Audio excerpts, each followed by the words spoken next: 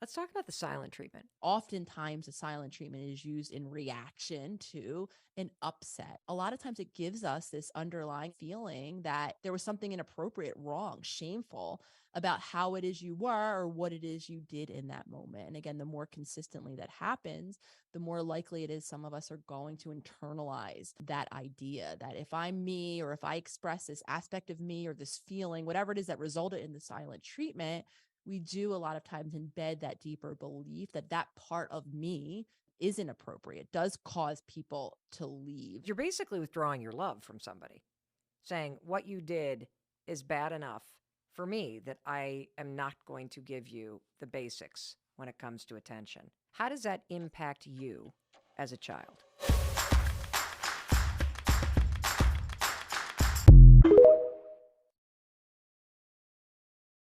The moment you give in to that person who's giving you the silent treatment is the moment that you let them know they still have control over you. Those times when a person gives you the silent treatment, it's not just simply because they don't want to talk to you. It's a form of manipulation. They can exert control over you by cutting the communication or revoking access to them, because what are you going to do? You're going to go into this endless pursuit. This is the reason why I say self-security is so important. You need to know what you're afraid of, and you need to get those fears under control, especially if you have a deep-seated fear of abandonment or rejection. Because when that person gives you the silent treatment, it's simply just going to confirm your worst fears. When that person gives you the silent treatment, you're going to interpret that you did something wrong or that they no longer care about you, when that may not simply be the case. That is simply a way for them to regain control in a situation where they feel like they have lost control. One-on-one manipulation. That person who gives you the silent treatment, they have studied you. They studied your fears. They studied your responses to those fears. What happens to you whenever you feel like they're upset with you? What happens to you whenever you feel like there's a loss of connection? What happens to you when they give you the silent treatment? What happens to you when they threaten the stability of the relationship? What happens to you when you no longer feel secure within that relationship? They know that eventually you are going to seek reassurance and to get that connection back, and you're going to give in. And then as that silent treatment goes prolonged, you're going to eventually become distressed. And let's just simply hope that you don't have a low distress tolerance, because you're going to become frantic and you're going to go on this desperate pursuit of trying to fix it and restore that relationship and restore that connection. Find security within yourself. So when a person decides that they want to manipulate you, when a person decides that they want to give you the silent treatment, when a person decides that they want to threaten the foundation, the stability of that relationship, although you may still become anxious, you may become hurt, they will not have all of the power. And that's what's most important. You want the ball to be in your court as well, not just theirs. They give you the silent treatment. You want to be able to say, okay, I see what it is that you're doing. We'll have a conversation when you're ready to have the conversation. But I'm not going to be the one who's going to sit here and try to pursue you. I'm not going to be the person who's going to reach out to you, because I see that you taking away the communication means that you don't know how to address the situations or the conflict that we need to address. Remember, boundaries are made to protect you, and you have to set a boundary with people who try to manipulate you. Bye, babies.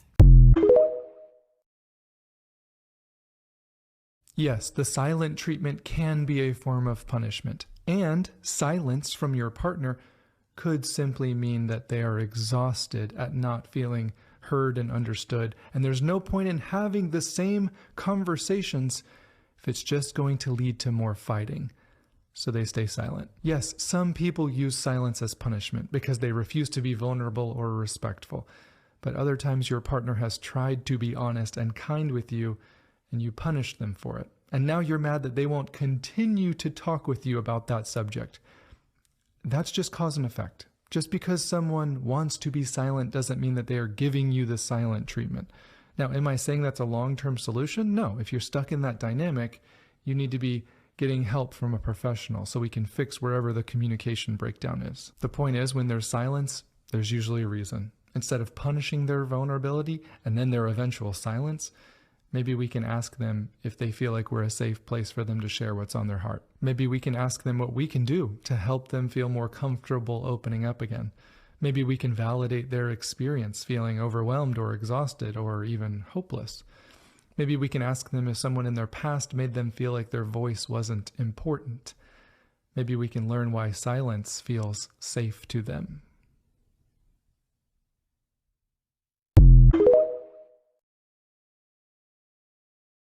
This is your friendly reminder that the silent treatment is a control tactic. By giving you the silent treatment, they're not only punishing you for doing something that they didn't like, but they're also conditioning you to not bring up any hurts or grievances.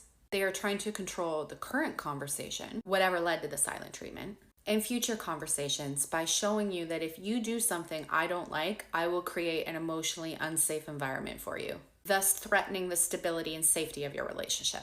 Please understand that this is an intentional tactic to trigger your abandonment trauma. So you abandon your wants and needs, run to them for safety, and bend to their wishes. So how do you respond to the silent treatment? Well, it's a childish mind game. You don't play it. You ignore it and you roll on with life. And by ignoring it, you'll learn to self-soothe and self-validate, giving your inner child the space to trust that you know what's best. Over time, the silent treatment will become boring and predictable, I promise you. And when that happens, you will decide to find somebody with more emotional maturity, someone who wants to participate in a reciprocal relationship, not a dictatorship. The silent treatment, it is such a form of emotional abuse. I'm not talking about needing a couple minutes of space to process, to think things through. Make sure you're not reacting. That's different. What I'm talking about is using the silent treatment as a form of manipulation to control your relationship. Do you know that your brain actually recognizes passive-aggressive behavior as the same type of pain that physical pain causes your body? Therefore, when you torture somebody by becoming emotionally unavailable for them, you are causing them physical pain. And the reason why you want to cause this pain is because you want to punish them. The silent treatment is not a boundary. It is quite literally manipulation. What you're doing is causing emotional and mental abuse. It is a red flag if you have an argument with the guy you are dating and he uses silence, blocking, or ghosting as a tool against you. A lot of women give men a pass for this behavior because they don't realize that men deliberately use these tools to control you and to stop you behaving in a way that they do not like. It is an extremely manipulative way of coercing you into silence and not vocalizing your unhappiness at the situation. And I think because a lot of guys who we consider nice guys do this, we definitely do not give it the weight of emotional abuse that it is. That's not to say that these men are emotionally abusive. I'm just saying that this is an emotionally abusive tactic. If you disagree with a man, have an argument, do something he doesn't like, I'm not talking about something heinous, I'm talking about day-to-day arguments, and his response is to block you, not speak to you for days, and not communicate with you because of that thing, that is a very scary place to be. Because what it does subconsciously is train your mind not to speak up in a way or behave in a way that's going to trigger that reaction from him again. Now, the fact is, the reason that you were speaking up in the first place is because you were unhappy with his behavior. So if you speak up about being unhappy with his behavior and then he gives you silence, what it does next time is lets you know you cannot speak up about something you're unhappy about. That is not a good way to start or maintain a relationship. What you are is a fan. You are hero worshipping this guy so much because you want him in your life so much that you have put your own needs to the side. Relationships between two people take work, and work in the form of communication. If someone takes that communication off the table, they are putting you in a position where you have to say, yes, sir, or no, sir. But a lot of women, because they want that man, they're not going to do the no, sir. They're just going to fall into line. Fall in line. Ladies, stop doing that.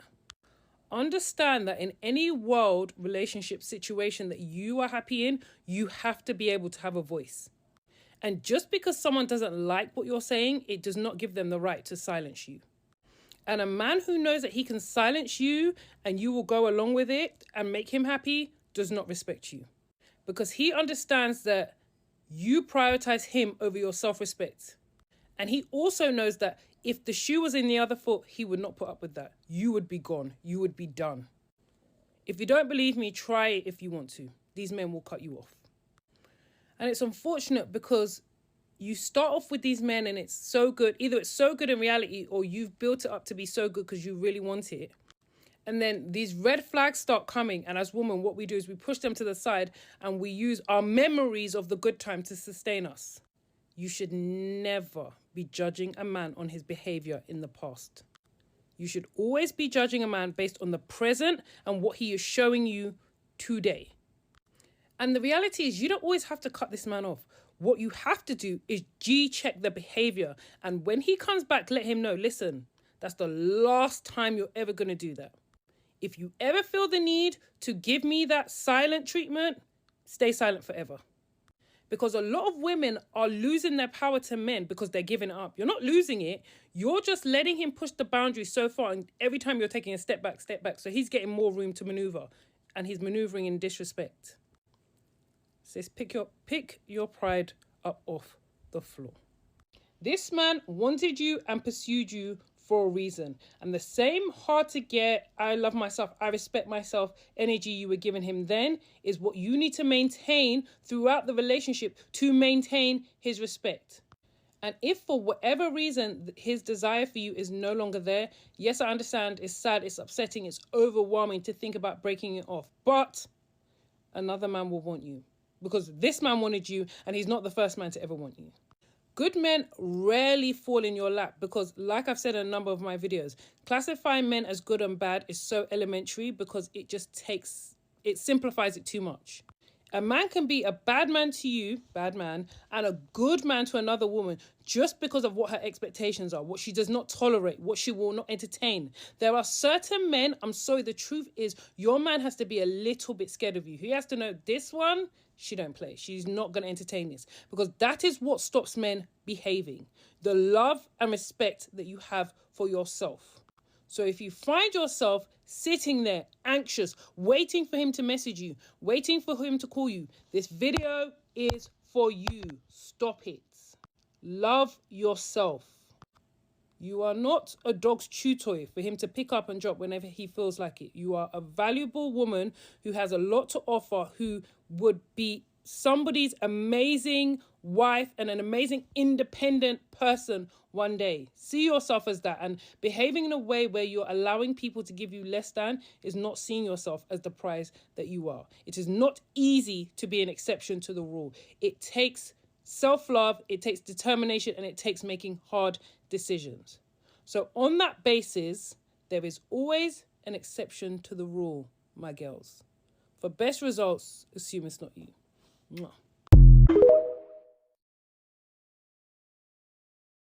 What goes on inside the mind of a narcissist when they are giving you the silent treatment? And of course, if you're new here, I'm actually a diagnosed narcissist. So in my mind, during the silent treatment, it's just like the other person doesn't deserve my words. And they don't. It's just like, and I know I'm being silent. I know I'm being avoidant. I know I'm being dismissive and acting like the other person doesn't exist.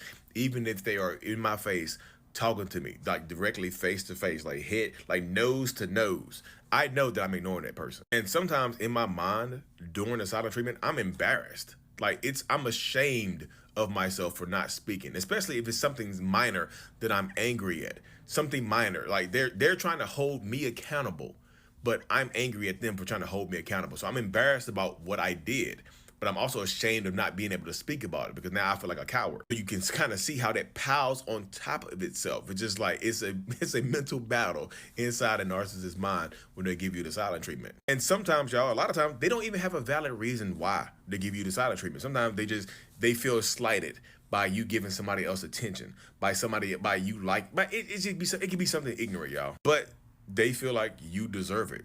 Or they feel like you don't deserve their words. Like, here's the punishment. I know you like to communicate with me. I know communication is big with you, but so I'm not going to give it to you. If you want more videos like this, y'all, make sure you subscribe to here and hit my YouTube channel as well, @Mental Illness. Thanks. Why the silent treatment works. Now, this is Leon from ages 17 to like 47 when my therapy started.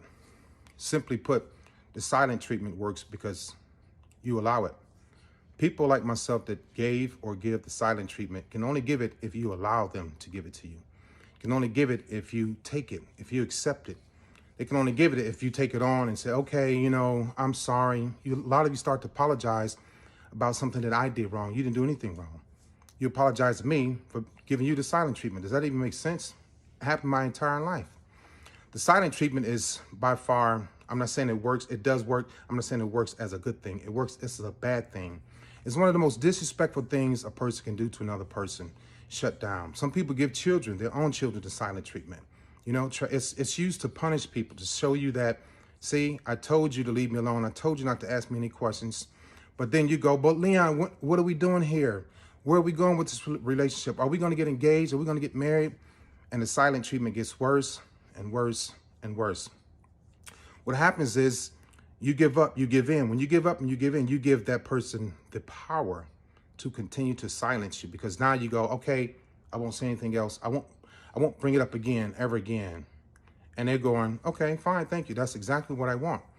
And so if you start to submit to them during the silent treatment, the more quiet you become, the more quiet they become, the more time they have to think about doing evil things to you and saying bad and negative things to you. So, you know, the thing is, the only way you can bring a person out of giving you or doing the silent treatment is by kissing your butt, kissing their butt. When you kiss their butt, they're just going to get worse. If you don't have communication in your relationship, you're not going to talk about where the relationship is going. You're not going to talk about spiritual things. You're not going to talk about financial things. You're not going to talk about sexual things. Well, they will when they want sex. That's the only time that they're really powered up and have energy, is when there's something in it for them. So if you don't have communication in your relationship, you're already at sub-zero. Women like to communicate. So now I'll take you back for a little while. For some of you that were, when you grew up as a child, a young man or young woman, because women give the silent treatment too. When you were told as a child to shut up, go sit down, you don't know what you're talking about, get in the corner, all those things, you probably vowed to never, ever shut your mouth again or be quiet. You become very talkative. And it's a good thing. It's a great thing. But if you're with somebody that's not talkative and can't communicate, well, they'll use that against you. So the silent treatment is one of the worst things you can do to a person in a relationship. You have grown to be a communicator, but you're with somebody that cannot communicate, doesn't want to communicate, doesn't know how to communicate, and will not communicate to keep you down and keep you quiet.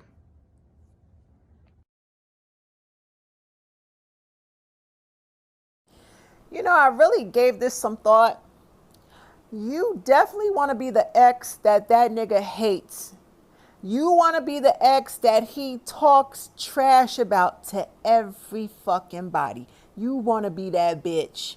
Because all that means is you was the bitch that he could never control. You was the bitch he tried to break and he failed miserably.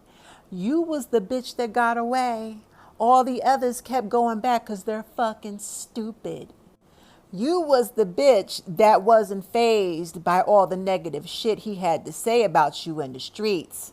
You know, he said your coochie smelled. He said your cooking is terrible. He said your house was dirty. He said you're a terrible mother. He said you're a hoe. He said you're a cheater. He said you're a backstabber. He said you fucked all your coworkers. He said he can't trust you, bitch. He said he's the reason that you're famous and successful. That nigga got so much shit to say about you when he running your name into the dirt in the streets. Because you was smart enough to get the fuck away from him and never look back. Oh, by the way, he also told everybody that he could have you anytime he wanted to. If he whistled, you would come back. No, the fuck you did not go back. So now he looks stupid for telling that motherfucking lie. Because you left his ass 2 years ago and you ain't looked back. And he is checking. And his family is checking. And his bitches are checking. You still ain't went back. They all stalking your social media because of him. Because you got him looking like a fucking fool after he told everybody he could have you anytime he fucking want. Dumbass nigga. He hates your ass because he can't control you. He hates your ass because you're not gullible, dumb, and weak like all his exes. You're just not that girl that he wants you to be. You're not a weak bitch like his mama. He hates that shit. Let me tell you something. Let him talk all the shit in the world. See, me personally, all my exes, bitch, I'll be sitting up laughing. I hope they tear my motherfucking name in the ground. Bitch, I don't care if the niggas call me crazy, psycho, bitter, yada, yada, yada, miserable. Bitch, I got the fuck out. I'm winning. I'm a household name. My name rings bells internationally. I'm known. Celebrities are all in my comments. They follow my content. I'm somebody, bitch. Why would I lower myself or give a fuck about a weak nigga who couldn't tame me or control me? And he's mad about it. He's supposed to hate you and talk shit about you. You outsmarted him. Be proud of yourself, girl. Wear that shit like a badge. Also show up in intimate relationships where people will engage in such tactics in order to make you feel bad enough, to make you feel anxious enough, to make you panic enough for you to give in to whatever they're looking to get as a response. People like that have immaturity at the baseline. They lack the capacity or ability to communicate their needs and verbalize their needs and find a middle ground in a really fair approach. In my culture, where I come from in Africa, originally come from Ghana, this is a very common tactic. A lot of people who are experiencing this type of behavior, because it's a cultural thing, because a lot of people utilize this approach to get you to submit or to give in to whatever they are looking for, people might over time have developed a level of acceptance of it. But I'm here to tell you, the fact that you've had acceptance to it is a cultural, maybe norm to some degree, doesn't mean it doesn't impact you in the inside. So imagine as a child that's being done to you, you're going to feel neglected. You're going to feel like your needs are not important. And as you grow, that trauma becomes a reality in your own relationships. Either you start to not do that at all, or you can also start to take that on as your style to dealing with your partner. Silent treatment can really impact families and relationships in a detrimental way.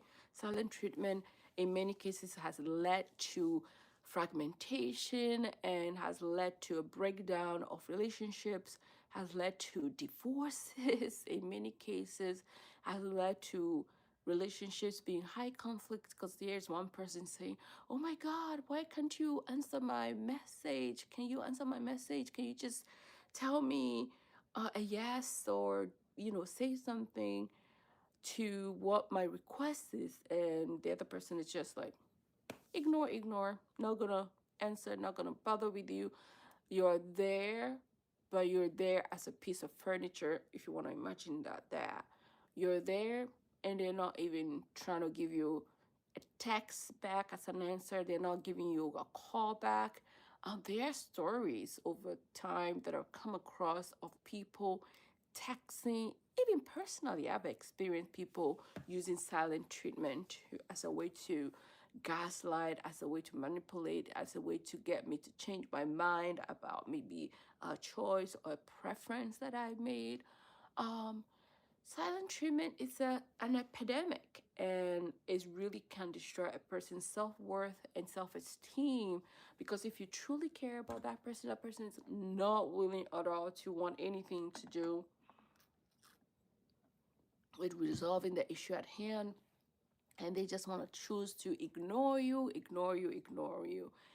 can do a number to your internal system, including things like increasing your cortisol level, including things like having your inflammation level be very high in your internal system, having things happen to you like being in fight or flight mode, making you feel on edge all the time, feel like something bad is about to happen because that partner is not answering. You might think, what are they doing? You can't read their